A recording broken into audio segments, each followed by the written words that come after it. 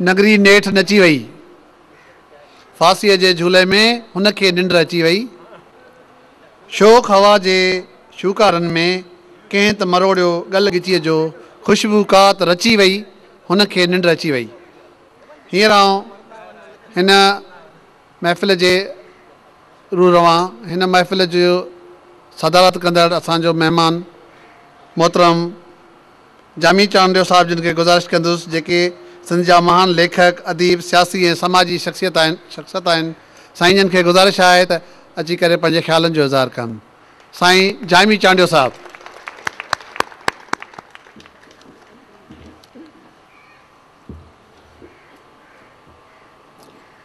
वॾी महिरबानी। स्टेज ते वेठल मुंहिंजा दोस्तो, साम्हूं वेठल भाइरो, असांजा नंढा शागिर्द दोस्तो, जिए सिंध, जिए सिंधी ॿोली, जिए हसन दर्स।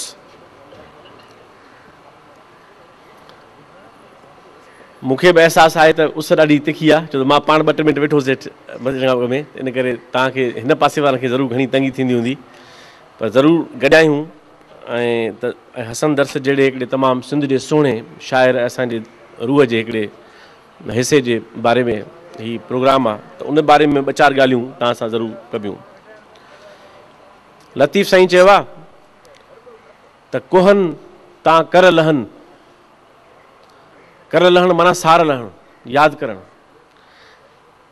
चयो जॾहिं महबूब यादि था कनि त पोइ कोहन था, कोहन तां कर लहन ऐं कर लहन तां कोहन, जे कोहन था त इहो उन्हनि जो असांखे यादि था कनि तॾहिं कोहन पिया, जे ॾुख था ॾियनि, जे असांखे कोहन था त महबूबनि जो इहो वड़ा जो असांजी चूंड कयूं, असांखे ॾुख ॾिनऊं। कोहन तां कर लहन तां कोहन, ऐं जेके यादि था कनि तॾहिं बि कोहन था। सेई माए मुहन, सेई राहत रूह जी, मारनि बि उहो ई था, जियारनि बि उहो ई था। त हसन दर्स जी इहो किसो बि बिल्कुलु लतीफ़ साईं जी इन ॻाल्हि वांगुरु आहे। घणनि लाइ हसन दर्स सिंध जो भलो सुहिणो शाइर हूंदो, मुंहिंजे लाइ हसन दर्स शाइर त वॾो ऐं सुहिणो मुनफ़रद हो ई हो, पर शाइर खां वधीक असांजी सॼी हयाती गॾु गुज़री। कोई ज़िंदगी जा 24-25 साल असांजी माइटी बि पाण में हुई, दोस्ती बि पाण में हुई, भाइपी पाण में ही, सॼी सिंध, सॼो पाकिस्तान ऐं कुंड कुंड ज़रो ज़रो ज़िंदगी जो गॾु गुज़रियो। त इन करे मुंहिंजे लाइ हसन दर्स शायदि शाइर सां गॾोगॾु हिकिड़ो ज़िंदगी जो हिसो आहे। ऐं हिकिड़ो ज़िंदगी जेकॾहिं मां हसन दर्स खे कढी छॾियां या उनखे पासीरो कयां त ज़िंदगी जो तमामु वॾो हिकिड़ो पूरो हिसो आहे जेको माण्हू शायदि ख़ाली थी वञे। इन करे जीअं हफ़ीज़ चयो त हसन दर्स जे बारे में असां कॾहिं तसवर न कयो त हसन दर्स खां सवाइ महफ़िलूं थींदियूं ऐं उन जे बारे में ॻाल्हाइबो, उनखे माज़ीअ सिगे में ॻाल्हाइबो त हसन दर्स हो, हसन दर्स हीअं हो। पर बहरहाल जीअं हिकिड़ो पाण अरॾो ऐं अलबेलो माण्हू हो त हू पंहिंजो पाण सां इहो असां सां इहा शइ करे वियो। मां तव्हांखे हसन दर्स जी शाइरी खां अॻु में कुझु शयूं उनजे बारे में ॿुधायां ज़ाती तौरु, छो त घणनि माण्हुनि खे ख़बर न आहे हसन दर्स जे बारे में। जज़्बाती लिखियूं वयूं आहिनि घणियूं, इमोशनल प्यार वारियूं, पर हसन दर्स जो सफ़र कीअं ज़िंदगी जो रहियो, ज़ाहिर आहे जिन माण्हुनि जो सां ज़ाती तरह घणो तालुक़ु वेझो, उनखां सवाइ घणनि माण्हुनि खे इन ॻाल्हि जी ख़बर न आहिनि। हसन दर्स जी हफ़ीज़ चयो, मां इहा ॻाल्हि मुंहिंजे गुफ़्तगू जो पहिरियों मौज़ू इहो हूंदो त हसन दर्स कहिड़नि हालतुनि मां ठहियो या कहिड़नि ॻाल्हियुनि हसन दर्स ठाहिण में वॾो रोल प्ले कयो। हसन दर्स सभ खां पहिरीं हिकिड़ो बिल्कुलु आख़िरी ज़िंदगी जे लम्हे ताईं हिकिड़ो ॻोठाणो ॿार हो। हसन दर्स जो ॻोठु टंडे लहार जे पासे में आहे, मशाइख़ होती, ऐं ॿुधाईंदो पाण मूंखे त मुंहिंजी नंढपण ईअं हूंदो हो जो मां गुलेल खणी ऐं इहे मिटी जा गोला खणी ऐं निकिरी वेंदो हुउसि ॻोठ में ऐं झिरकियूं मारणु ऐं ईअं उलाई करणु। मूंखे ॿुधाई हिकिड़े भेरे, चई त जेका हुनजे अंदरि जो शाइर हो हुन पंहिंजो पाण खे कीअं दरियाफ़्त कयो। चई मां नंढो ॿारु हुउसि, मूंखां झिरकी करे मरंदी कोन हुई, गुलेल खणी ईंदो हुउसि, निशान मुंहिंजो पको हूंदो कोन हो। पोइ हिकिड़े भेरे जॾहिं मुंहिंजे उन गुलेल सां झिरकी मरी पई त चई मां हुयुसि अकेलो बनी में, मूं वेठे रुनो अकेलो वेठे, त झिरकी जीअं तड़पी पए ऐं त मूंखे अंदरि में तमामु तकलीफ़ थी। ऐं चई नंढो ॿारु हुउसि पर मूंखे मुंहिंजो ख़्यालु आहे त जीअं माण्हू ते पंहिंजी हसासियत या पंहिंजी शख़्सियत या पंहिंजो अंदरि थींदो आहे वाज़े, जीअं माण्हू पाण खे दरियाफ़्त कंदो आहे, ॻोल्हंदो आहे, हसन दर्स उन नंढड़े वाक़े खे असांखे जॾहिं कचहरी में ॿुधाईंदो हो त पंहिंजी ज़िंदगी जो वॾो करार ॾींदो वाक़ियो हिकिड़ो, त मूंखे इन मां महसूसु थियो त हिकिड़ो ॻोठाणो रिवायती ॿारु हो जेको तमामु घुमंदो हो, फिरंदो हो, रुलंदो हो, ऐं हुनजो घणो तालुक़ु ॻोठ जे माण्हुनि खां वधीक इहे ॿनियूं वण, इन करे नेचर सां वधीक, फितरत सां वधीक हुनजो तालुक़ु हो। हुनजी पहिरीं इंस्पिरेशन ज़िंदगीअ में हुनजो पंहिंजो वॾो भाउ आहे, वॾेरो फयाज़, उहो ॾाढो शौक़ीनु आहे शिकार जो बि, घोड़नि जे पालण जो बि। इन करे तव्हांजो हसन जे शाइरी में घोड़ो तव्हांखे तमामु घणो इस्तारो थो मिले। घोड़ो हुनजो वॾो भाउ घोड़नि जो वॾो शौक़ीनु, घोड़नि अञा पालींदो आहे, ऐं हसन दर्स आख़िरी ॾींहंनि में बि इहो शौक़ु पूरो कयो। घोड़ो को जानवर सां गॾोगॾु घोड़ो हिकिड़ी अलामत बि आहे, हिकिड़ी सघ जी, हिकिड़े पावर जी, हिकिड़े मुतहरिक हिकिड़े जानवर जी। ऐं हू नंढो ॿारु हो त हू तमामु घणो कंदो हो आइडलाइज़ पंहिंजे हुन भाउ खे ऐं पंहिंजे भाउ जी ज़िंदगी खे, ऐं इहा शइ हूंदी हुई। जेका हफ़ीज़ ॻाल्हि कई त हीउ हुयो नंढो ॿारु, पर उहो दौरु ज़ियाउलक जो हो त हीउ उन ज़माने में को अख़बारूं पढ़ण जे करे न, पर पंहिंजे दौर खे जीअं माण्हू महसूसु करे, हीउ उन ज़माने में सोचे तव्हांखे मां घटि माण्हू ख़बर हूंदी त हसन दर्स पंहिंजे इब्तिदाई ज़िंदगी में हिकिड़ो नज़रियाती कारकुन हो। अज़ीज़ सलाम बुखारी जी पार्टी में उन सां गॾु हूंदो हो, अज़ीज़ सलाम बुखारी सां गॾु रहियो हुई। हीउ नंढो ॿारु हूंदो हो, पोइ ॿुधाईंदो हो त अज़ीज़ सलाम बुखारी असांखे पियो ॻोठनि में घुमाईंदो हो। साईं हैदर लगारी सां हसन जो वेझो तालुक़ु रहियो, पर अज़ीज़ सलाम बुखारी सां उन जेका पार्टी हूंदी हुई उन ज़माने में, जेका हारियुनि में कमु कंदी हुई, ऐं घणे भाङे उनजो कमु करण जो जेको तर हो, उहो लाड़ हो, टंडो अलहार जो पासो इहो पासो हो, त हसन दर्स पंहिंजे उन इब्तिदाई ज़िंदगीअ में अज़ीज़ सलाम बुखारी जहिड़े हिकिड़े तमामु सिंध जे हिकिड़ो वॾो माण्हू हो, वॾो हिकिड़ो कमिटेड माण्हू हो, जाखोड़ी माण्हू हो, ऐं उन सां गॾु रहियो। ऐं हसन आख़िर ताईं पंहिंजो जेका वाबस्तगी अज़ीज़ सलाम बुखारी जे उन सफ़र सां उनखे तमामु वॾो दर्जो ॾींदो हो, त हुनजी तरबियत में उन सफ़र ऐं उन सॼी दौर हुनखे तमामु घणो, जीअं माण्हू जी जीअं अयाज़ चयो आहे त हीउ ॾोह न आहे हिन माण्हूअ जो, मूं मिटी ॿीहर ॻोही आहे, तीअं हू इनखे ईअं कंदो हो बयानु त ॼण त मुंहिंजी उन ॻोठाणे ॿार वारी, हिकिड़े लाओ बाली ॿार वारी उन चीकी मिटी खे ॿीहर ॻोहे अज़ीज़ सलाम बुखारी जी सोबत में हुनखे हू हिकिड़ो अहिड़ो माण्हू थियो जंहिंखे पंहिंजे दौर ते अखि हुई, पंहिंजे दौर ते नज़र हुई, जेको पंहिंजे दौर जूं सियासी हालतूं, समाजी हालतूं, दौर जूं जेके तबक़ाती हालतूं आहिनि, जेको हारीअ जो ऐं जेके आम माण्हूअ जो जेको दुख दर्द आहे उनखे कीअं थो महसूसु करे। उनखां पोइ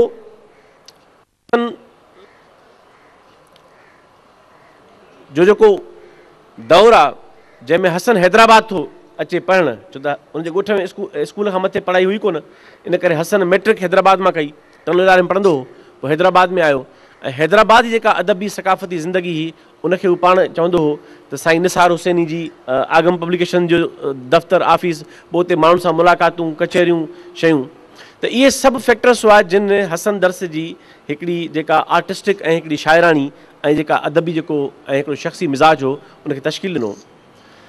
ऐं हसन दर्स जेकॾहिं शाइरी ॾिसे हुनजी या उनजी शख़्सियत, त पंहिंजे शख़्सियत में बि ईअं हो, पंहिंजे शाइरी में बि इहो, जीअं अदल सुमरे चयो त उहो बेसिकली तमामु हिकिड़ो ओरिजिनल माण्हू हो, बनावटी माण्हू न हो, मसनूई माण्हू न हो। हुन माण्हू जी तव्हां शख़्सियत जिन माण्हू उन सां मिलिया हूंदा, कचहरियूं कयूं हूंदियूं, त उहो पंहिंजे शख़्सियत में बि हिकिड़ो बिल्कुलु मासूम ऐं हिकिड़ो ओरिजिनल माण्हू हो, ऐं पंहिंजे शाइरी में बि हिकिड़ो ओरिजिनल माण्हू आहे, जंहिंखे अंग्रेज़ी में ओरिजिनल चइबो आहे, निज निबार माण्हू सिंधी में चइजे हुनखे, त हिकिड़ो निज निबार माण्हू हो। लतीफ़ साईं जो हिकिड़ो बैत आहे त रची जे रेटो थिया कीन उबाटजनि ओए, असां मां घणनि माण्हुनि जा रंग कचा थींदा आहिनि, उहो रंग फ़िक्र जो हुजे, उहो रंग तरबियत जो हुजे, उहो रंग ह्यूमन क्वालिटी जो हुजे, पर घणनि माण्हुनि जो रंग तमामु पको थींदो आहे। उन्हनि खे ज़माने जी वक़्त जी दज़, ज़माने जी सर्दी गर्मी उस, उहा उनजा रंग न फिटाईंदी आहे। रती साईं चयो आहे उनखे त रची जे रेटो थिया कीन ओबाट जन ओए, किन माण्हुनि जो रंग एॾो पको थींदो आहे, उहे एतिरा रची रास थींदा आहिनि, उनजो पको रंग हूंदो आहे जो उन्हनि खे वक़्त जी सां उहे न ओबाटजी वेंदा आहिनि। पोइ रती साईं चयो आहे त खुंभ न खारे उनखे तोड़े धोबी धोए। जीअं खुंभ खार चाढ़बी आहे न पंहिंजे ॻोठनि में, त खुंभ जेको उन में बि हिननि जो रंग ख़राबु कोन थींदो आहे। खुंभ न खारे उनखे तोड़े धोबी धोए, जे हालाणी होए तब लालाई न लहे। उन्हनि माण्हुनि जो रंग एतिरो त हसन दर्स पंहिंजी शख़्सियत में ऐं पंहिंजे मिज़ाज में, पंहिंजे सोच में ऐं पंहिंजे अंदर जी मासूमियत में हिकिड़ो अहिड़ो रची रास थियल हिकिड़ो माण्हू हो जंहिंजो ओरिजिनल रंग हो, जेको पंहिंजी शाइरी खां वठी पंहिंजी शख़्सियत ताईं ऐं पंहिंजे रवैयनि में निज निबार हिकिड़ो माण्हू हो। हाणे हसन दर्स जी जेके शाइरी आहे, मां उन जे हवाले सां तव्हां सां कुझु ॻाल्हियूं करणु चाहींदुसि। हसन दर्स जी शाइरीअ जी जेका हिकिड़ी वॾी ख़ूबी आहे ऐं हुनखे उहो भाग में शइ मिली, सिंध में जेका लाड़ जी ॿोली आहे, लाड़ जी ॿोली अदबी ऐं सकाफ़ती लिहाज़ खां शायदि सिंध जे सभिनी इलाइक़नि खां वधीक हसीन ॿोली आहे। लाड़ जी ॿोली लाड़ जे ख़ुदि माहौल ऐं मौसम वांगुरु तमामु मिठी आहे, तमामु थधी आहे। उतर जी ॿोली तमामु करख़्त आहे, सख़्तु आहे। जीअं उतर में उस घणी तेज़ आहे, हिते मौसम घणी तेज़ आहे, हिते जो माण्हू तमामु जज़्बाती आहे घणो। लाड़ जो जीअं माण्हू थधो आहे, जीअं मौसम थधी आहे, तीअं लाड़ जी जेका ॿोली आहे मिसाल उहा तमामु हिकिड़ी मिठी ॿोली आहे। त हसन दर्स जी जेका अयाज़ गुल बि ॻाल्हि कई, त हसन दर्स तव्हां शाइरी पढ़ंदो, मां तव्हांखे कुझु शयूं ॿुधायां थो हुन जूं, त हसन दर्स जी ॿोली ते लाड़ जी ॿोली जेका आहे, जेका लाड़ जो जेको अदबी ऐं सकाफ़ती जेको रंग आहे, ॿोली जो जेको लहजो आहे, उहो हसन दर्स जे ॿोली जी सूंहं आहे वॾी हिकिड़ी।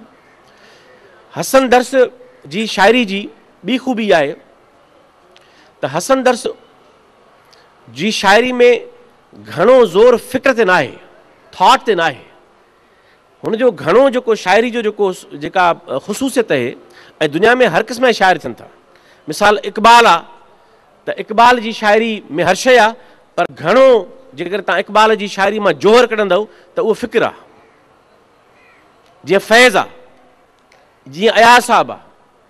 मिसाल अयाज़ साहब जी शाइरी में मुशाहिदो घणो कोन्हे, एतिरो ॿार हलंदो ई कोन हो। अयाज़ साहब जी शाइरी में तख़य्युल घणो आहे ऐं तफ़कुर घणो आहे। फैज़ इक़बाल जीअं ग़ालिब आहे, ग़ालिब जी शाइरी में फ़िक्र न आहे घणो, ग़ालिब घणो तख़य्युल जो शाइर आहे। है कहाँ तमन्ना का दूसरा कदम यारब, हमने दश्ते इम्कान को एक नक्शे पा पाया। पर मीर तख़य्युल जो शाइर न आहे घणे भाङे।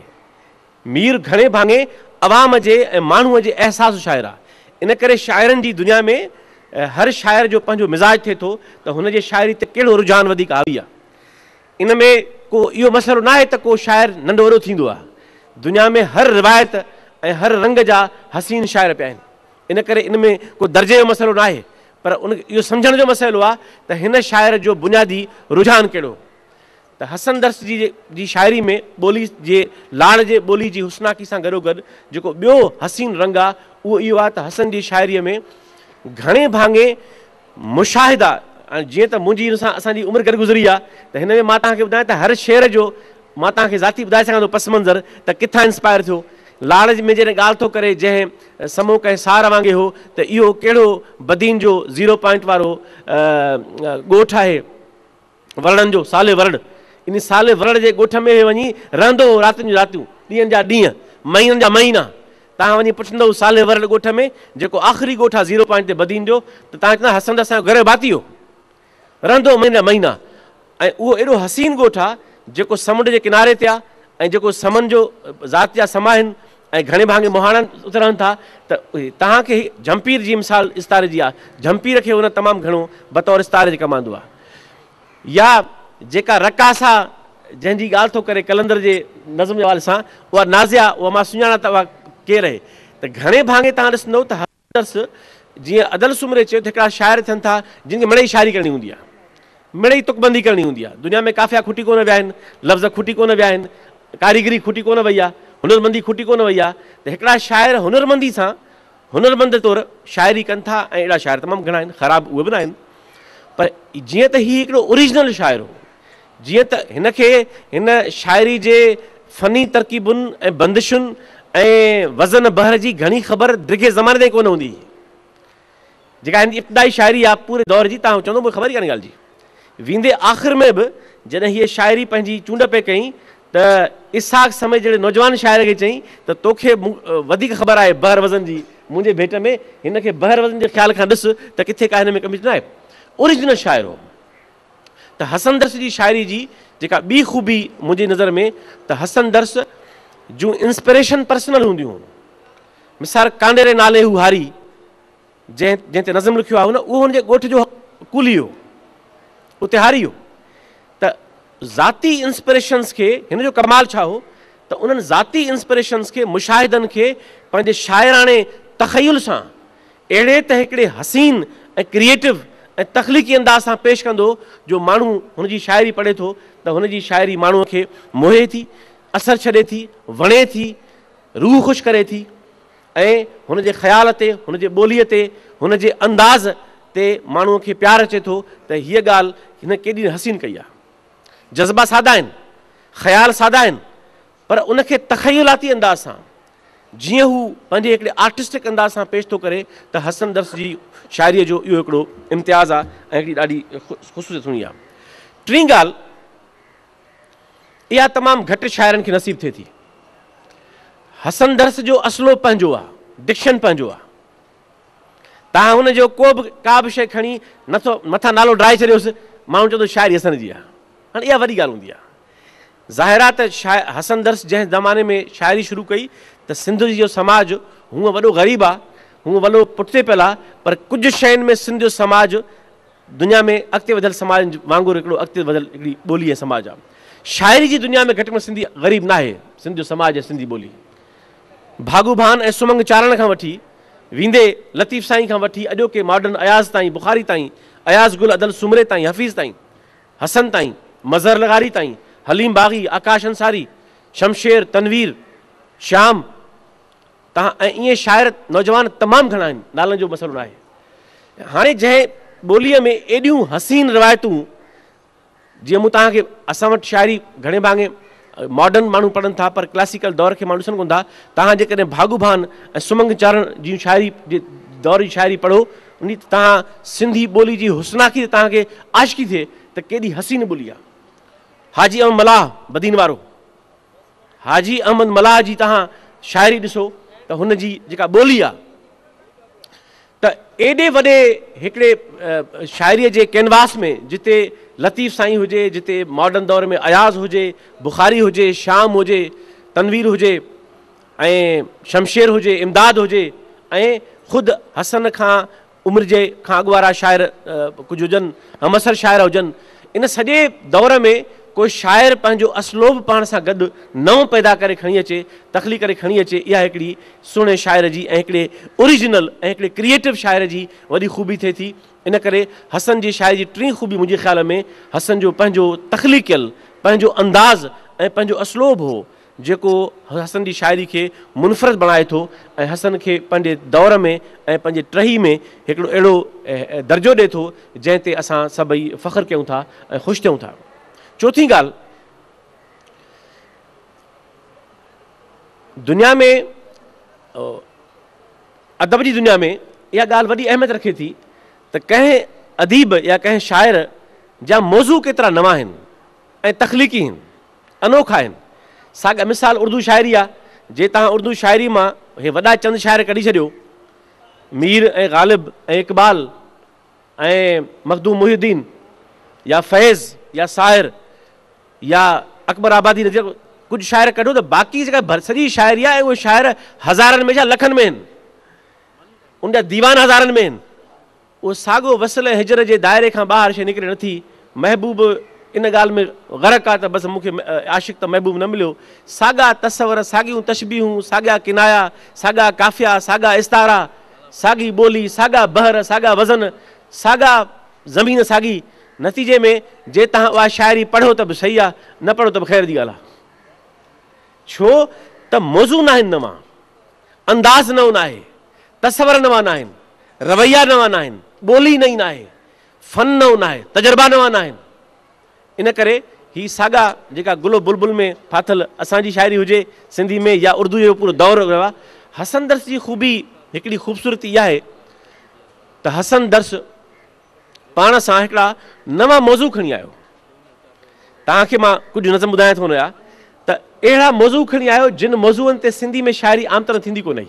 इहो बि हिकिड़ो कमाल हो ऐं बिल्कुलु मॉडर्न मौज़ू खणी आयो पंहिंजे। ऐं उहे मौज़ू रुगो सिंध जा न हुआ, पंहिंजे हमअसर दौर जा हुआ। मिसाल ख़ानम गगोश जहिड़ी आर्टिस्ट खे जॾहिं हिकिड़े मुल्क में जलावतन थो कयो वञे त हुन उहो दर्द खे महसूसु करे थो।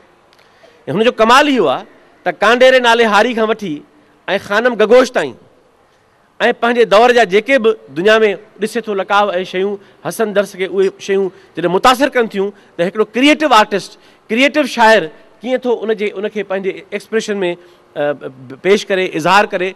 त मां सम्झां थो त चौथी ख़ूबसूरती हसन दर्स जी शाइरी जी आहे त हसन दर्स पाण सां अहिड़ा मौज़ू खणी आयो, तूं ॾाढो तेज़ खेॾीं थी। हाणे हिकिड़ी टेनिस जी रांदीगर आहे जेका उन दौर में रांदि जी वॾी मशहूरु हुई। हाणे तव्हां ॿुधायो त बज़ाहिर त हिकिड़ी सफ़ा ग़ैर शाइराना ॻाल्हि आहे। टेनिस जी रांदि में कहिड़ी शाइराना इंस्पिरेशन आहे। जीअं फैज़ साहब जो अहिड़ो जे बारे में आहे त चले बि आओ कि गुलशन का कारोबार चले। हाणे कारोबार हिकिड़ो ग़ैर शाइराना लफ़्ज़ आहे जंहिंमें का बि हुस्नाकी न आहे।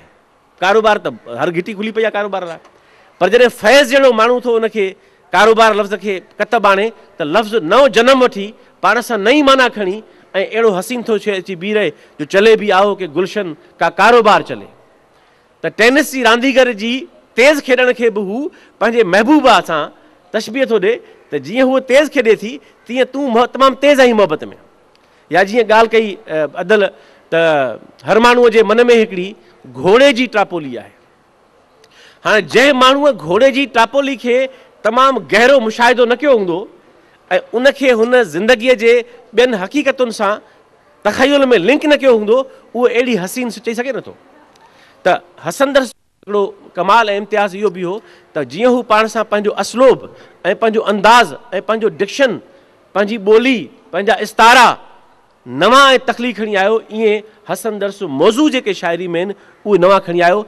ऐं जीअं त हीअ अदबी महफ़िल पई थिए, अॼोके दौर में जेको सिंधी शाइरी में जेको वॾो इन ते मुंहिंजो लिखण जो इरादो आहे, हींअर जेको हींअर हमअसर दौरु आहे, तव्हांखे छो नथा सवें हज़ारे शाइर सिंध में अॼु बि आहिनि ऐं तमामु सुहिणी शाइरी कनि था। शाइरी भली आहे, ॾाढी सुहिणी आहे, छो नथा हसन दर्स वांगुरु शाइर हीअं उभरी अचनि।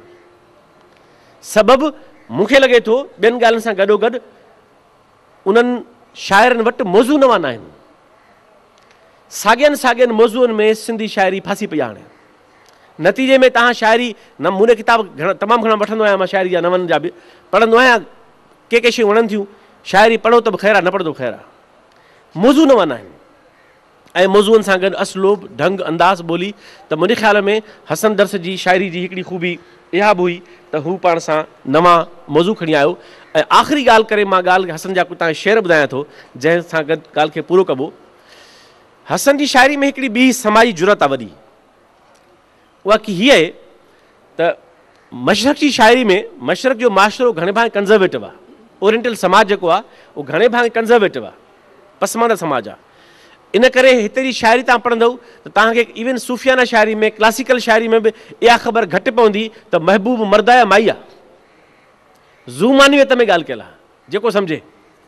छाकाणि त हिन समाज में इहा समाजी ज़रूरत या इहा फ्रीडम या इहा आज़ादी अञा तख़लीकार खे नसीब न थी आहे, जंहिंमें उहो सम्झे त मुहबत करणु ऐं मुहबत जो हसीन इज़हार करणु इहो हिकिड़ो फितरी ॻाल्हि आहे। नतीजे में तव्हांखे सॼो जेको क्लासिकल दौरु आहे ऐं ख़ासि तौरु सूफ़ियाना शाइरी रिवायत आहे, तव्हांखे मूंखे तव्हां ॾेखारियो, तव्हां पढ़ो सभिनी शाइरनि खे सवाइ लतीफ़ साईं जे। बाक़ी तव्हां घणा शाइर पढ़ंदव, तव्हां इहो फ़र्क़ु न करे सघंदव त हिन शाइर जो जेको ज़िक्र थो करे इहो महबूब हुन जेको मर्द आहे, ईअं ज़ुबान में सां ॻाल्हि थियल आहे। संस्कृत ऐं फ़ारसी शाइरी ऐं कंहिं ताईं अरबी शाइरी में, ओरिएंटल शाइरी में, इहे उहे ॿोलियूं आहिनि जिन जेके लिबरेट थियल ॿोलियूं आहिनि। इन मामले में जिन जी शाइरी तव्हां पढ़ंदव त उन में फिज़िकल लफ़्ज़ जी शाइरी आहे। ॿोलियूं आहिनि जिन जेके लिबरेट थियल ॿोलियूं आहिनि। इन मामले में जिन जी शाइरी तव्हां पढ़ंदव त उन में फिज़िकल लफ़्ज़ जी शाइरी आहे। मिसाल फ़ारसी शाइरी इन समाजी हदबंदनि खां लिबरेट थियल आहे, जंहिंमें उनखे परवाह ई कान्हे। हाफ़िज़ खां वठी, ख़याम खां वठी, उर्फ़ी खां वठी, जामी खां वठी, सादी खणी नासियाना शाइरो, पर जेकी ॿिया सभु शाइर आहिनि। ईअं